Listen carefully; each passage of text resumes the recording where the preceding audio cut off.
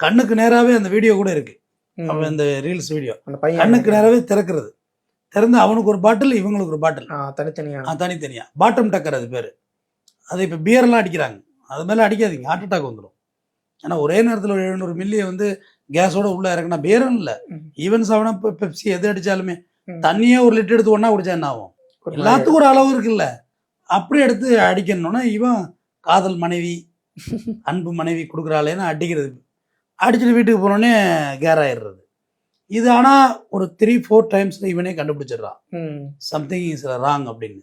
அது last innings. இது வந்து கிருஷ்ணாவோட ஸ்டேட்மெண்ட்டில் இருக்குது, பட் ஷாரோன் ராஜோட ஸ்டேட்மெண்ட்டில் இல்லை. ஒரு பக்கத்து ஸ்டேட்மெண்ட்டு அதை வந்து கண்டுபிடிச்சிட்டான் ஷாரோன் ராஜ்.